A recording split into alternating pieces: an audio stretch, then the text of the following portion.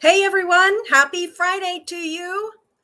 Looks like the strike has been kicked down the road a little bit, so we don't have to worry about that for a while. I'm willing to bet good money that the administration had something to do with that, as they didn't want the strike to be lingering around during election time. So kicking it down to the next quarter made sense, but hey, at least we don't have to worry about it right now, and that's great. We can panic about toilet paper again in January.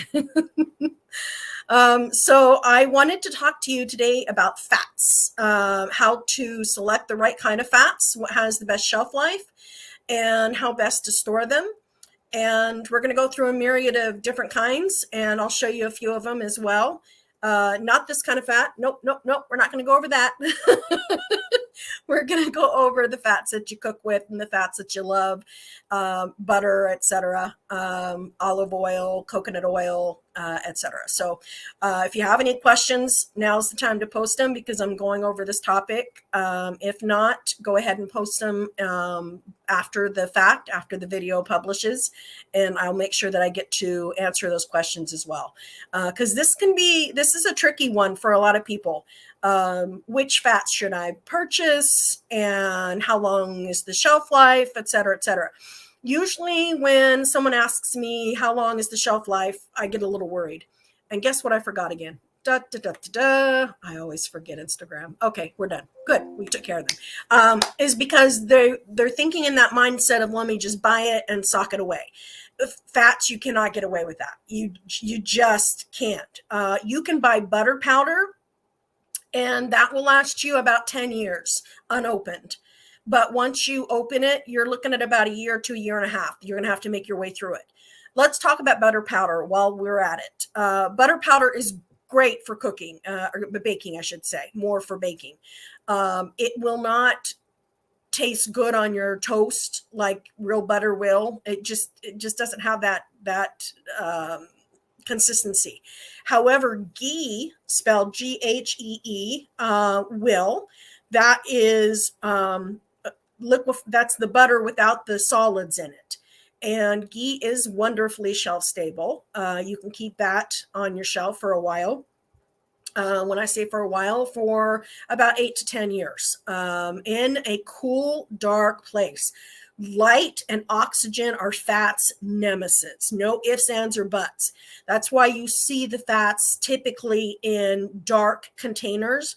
And I say typically, and the companies that don't give a flying flip about their shelf life don't do that because it costs more money for the shipping, for the packaging. So ghee would be a good investment if you're looking for having fats that are good on your toast or to cook your egg in, where you want that buttery taste. Whereas butter powder would not be so great for that. But butter powder is excellent for baking. It's perfect for baking. It's right where you want it to be. However, and I'm going to get some flack for this, just remember I'm a rebel canner. I do can things that other people can in the commercial world. And because of that, I am considered a rebel canner. Now, having said that, let's just remember that the U.S. is not the only country out there that cares about their citizens. And they do not have a market on safe canning practices. So when I can butter, and I don't can butter as often as I used to anymore, just because it's so easy to freeze and you can still use it on your toast when you freeze it and baking and cooking. It has about the same shelf life, not quite, but the same shelf life as when you can it. Canning butter does not give it this indefinite shelf life. It just doesn't. It'll get grainy on you once you can it. You might get a 2 to 3 years, but I can get 2 to 2.5 years on my frozen butter as well. So yes, if the power goes out, then that's another story. And then maybe I'd want to can it real quick, but just so that it's not going to go to waste. But it's still a fat issue. You're still going to have bugaboos with it. Somebody asks if they could get an updated pantry tour. Actually, if you were to see my house right now, you would be in shock because I have food everywhere. it's I got bags of rice, I got beans, I have food everywhere. And it's because this weekend I'm planning on doing a complete overhaul of my pantry. And so I've been pulling things out and putting some things back in my evening hours. I get up at 4, so I go to bed about 7:30. So by the time I'm done working, that only leaves about, a half hour to chillax, and then, about an hour to eat and get a few things done. So so nothing's going to get done till this weekend. So no, you may not have an updated pantry tour. It looks terrible right now. Maybe later. Maybe later. Okay. Anyway, back to butter and ghee. Um, anyway, so ghee may be something you want to consider, and you can do ghee yourself. You can bottle your own ghee. And then don't get rid of the fat solids. You can still use those. You can even freeze those and use those just as you would butter. So just food for thought. Ghee is essentially, it's like a clarified butter. It's essentially what you're using when you have lobster and shrimp to dip in. That's what they're essentially giving you is ghee. Anyway, so we've covered butter. Remember that you can make your own butter from whole cream, and you can buy powdered cream. So if you want to make your own butter under long-term power outages or things of that nature, society down scenario, you can do that so that you have quote unquote fresh butter. And the powdered cream will last years and years and years, whereas your butter will not. So that's your butter options. Okay. Butter is my favorite. Butter and bacon, baby. Butter and bacon. Forget the Band-Aids and the bullets. I'm butter and bacon. Okay, bullets too. All right, but let's talk about the next one. I get a lot of questions about olive oil. So you'll notice that olive oil is typically sold in darker containers, like this color at Costco. But I don't usually I definitely don't buy it in the, sorry about that. Somebody had the audacity to walk by the house and Tootsie is going nuts. I don't buy olive oil in the clear containers ever. It will just go bad sooner, no matter what, because it's already been exposed to light while it's been in traffic and in transition and transportation. So I don't. You lose some of your shelf life that way. Unless you are like a soap maker and you go through gobs of it that fast, I would never buy that. I spend more money on the olive oil that's going to last me longer. Now, your olive oil will typically last 12 to 24 months.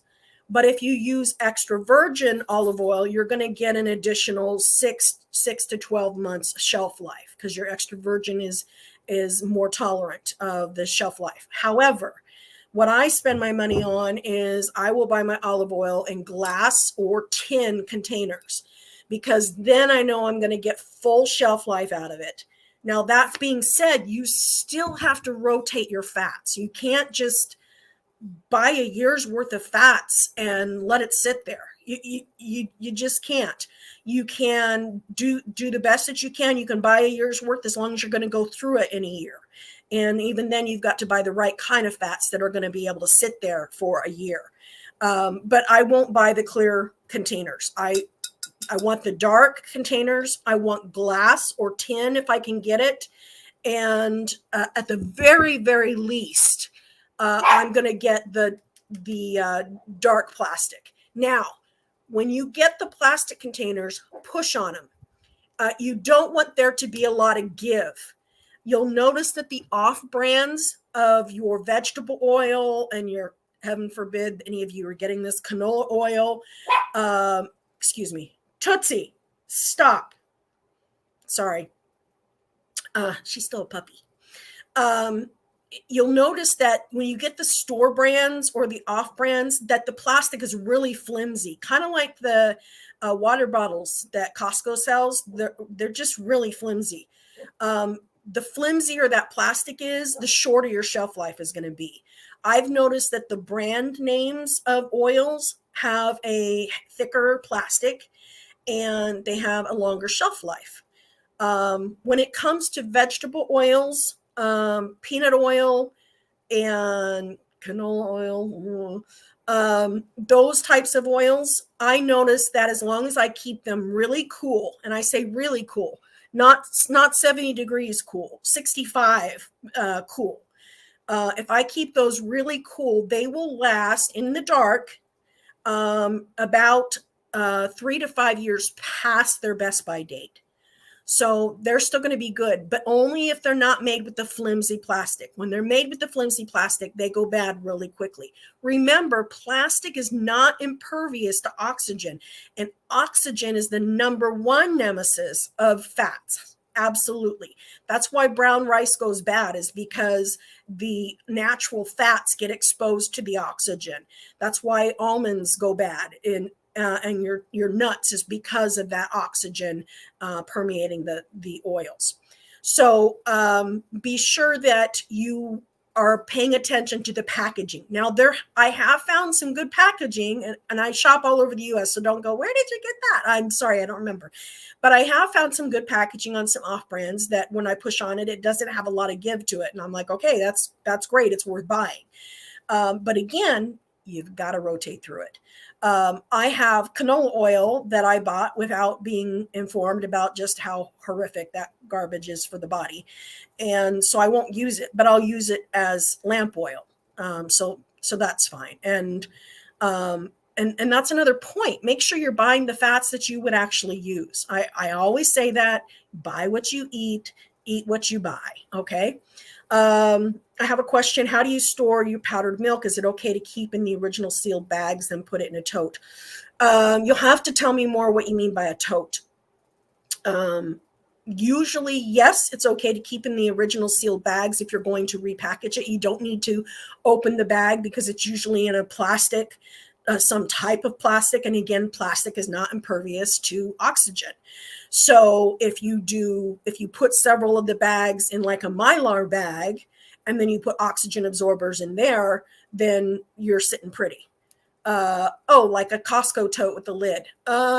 No, that's not going to be sealed properly. You're talking about like the black tote with the yellow lid.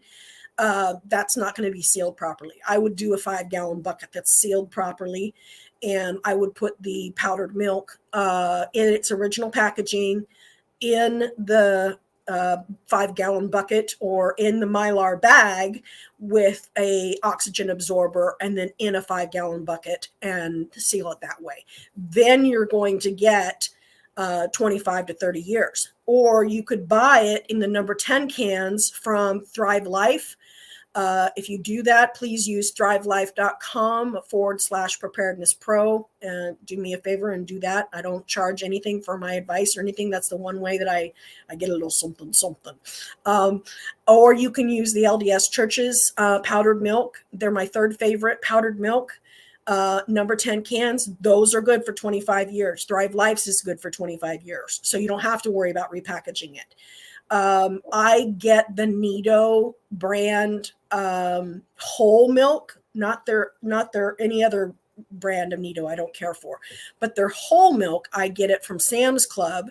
That's got a great shelf life, and I get it because Tootsie, stop, or I'm going to put you in the kennel and make everybody wait while I go back to the bedroom, put you in the kennel, and come back and finish my video. Anyway, I get the whole milk because I can make cheeses out of that I can't make necessarily with the non-fat. You can make mozzarella cheese with non-fat powdered milk, but anyway. So whole fat milk, but so many were telling me that it doesn't last. It will last if you package it properly. Again, it's not going to last 25 years though, because it's got more fats in it. So you do have to rotate through it, but making a couple batches of some yummy cheese is a really quick way to rotate through it. And it will give you some skills that will be marketable in a society down. So there you go, John. Okay. So moving on we've covered butter. We've covered olive oil. So hopefully, get your olive oil at least in dark containers. If you can get extra virgin, that's got a longer shelf life. It'll give you an extra 6 months to 12 months of shelf life. And if you can get it in that glass or tin, that's awesome. At the very least, get it in something like this. Now, what is this that I keep showing you? This is avocado oil. And I use this glug, glug, glug. I use this all the time. Anytime that anything calls for oil, I use avocado oil. Very mild, has a high, uh, I can go up on high temperatures with it. So I use it all the time. I use it to even deep fry things. Like coconut shrimp, I'll use the avocado oil. Now, I have it in jars and I also have it in jugs, and I do rotate through it. I find that the avocado oil lasts longer than the olive oil. For some reason, it's got a longer shelf life, and I haven't solved that mystery. I just know that it does because I pay close attention to that kind of stuff. Remember, my pantry is my Wall Street, so I pay very close attention to that. So avocado oil is a really great one to have on hand. Make the switch if you haven't yet. It's great. Now, olive oil though is extremely valuable, and it will be valuable in a society down scenario. Any type of cooking oil, but olive oil particularly. In fact, it was so valuable during the Roman Empire that they allowed them to pay taxes with it. So, just FYI, maybe. But again, you can't stock up on it for years. You just can't. And they don't make something called a powdered olive oil. So you're out of luck there. Okay, we've covered olive oil. Now let's cover something like shortening. You are better off canning your own tallow or lard, and you can your own tallow and lard. It's a little bit of a process to can tallow. You have to be very patient. You have to let it boil down, but you can that and get several years shelf life with it. Again, you're going to go through it. You're going to have to use it. You can also can your own lard. I use lard, but I don't can it because I go through it so fast. I'm always using lard in my skillets. Whenever I'm making something in the skillet, I'm usually using lard, and I just keep a jar of it on the counter. So I'm always pulling from it. I use it in my green beans, and I use it in my my tortillas, and I use it in my pie crust, and I use it in my corn tortillas too. So I use lard a lot. But with this shortening, they don't make the containers like they used to. These are no longer metal containers. So no, do not stick the wick in here and burn it in here like you see. Instead, transfer this into a jar and then stick the wick in there and burn it. You can do that. I won't buy the sticks because they are barely wrapped in some kind of foil, not even real foil. They don't last long at all unless you're going to use those sticks up right away. That's why I only buy these smaller containers when I do buy Crisco. It's usually for my dumplings, for my peach cobbler. That's what I usually use this for. I don't use Crisco a lot anymore just because I use lard so much. And I suppose I could substitute the lard in my dumplings, but haven't tried that yet. I should. Anyway, you can use this, but it's very intolerant of shelf life. You're going to get maybe 2 or 3 more months past the best by date. It does not like air. It does not like oxygen at all. So make sure you keep it cool, dry. When you smell it, it's nasty. Do not use it past that date. Once it starts to smell, get rid of it. It's not worth it. It will give you, it will disrupt your digestive system. Let's just say that. Somebody asked, have you seen that there's avocado shortening? No, I have not. You have enriched me today. Thank you very much for that. That's awesome. Ooh, I'm going to have to check that out. Okay, let's talk about my favorite fat, coconut oil. Okay, so one of the things you'll notice about the coconut oil, it usually comes in a really thick plastic. I can't push on this at all. Or a jar. That's what you want it on. Make sure that you don't get any cheap plastic coconut oil or a jar. It can be stored at room temperature, and it's fine and dandy with that. Coconut oil has a nice long shelf life. In fact, even on the printed best by date, which we know is bogus. What is it? Okay, it is going to give me 2 years. just with what's on the printed best by date. But keeping it stored in a cool, dry place, I'm going to at least get another year to a year and a half beyond that date. I love the taste of coconut oil and things. I love it when I make a pie crust with my impossible coconut pie. You know that impossible recipe where you just blend everything in the blender. There's an impossible coconut pie, and what I do is for my pie crust, I put coconut actually in the pie crust, and I use coconut oil, and for the liquid I use coconut milk, and so it's really coconutty. It's really yummy, assuming you like coconut. If you do not like it, then don't complain. Okay, just don't eat it. Anyway, so the coconut oil is a really good fat to have as well. So ghee, coconut oil, olive oil, avocado oil, great fats to have. Just you've got to rotate them. You're not going to be able to get a year's worth. You might with coconut oil get a year's worth because of the shelf life, as long as you're using it, as long as you're going through it. You will with lard if you can it yourself, and tallow if you can it yourself.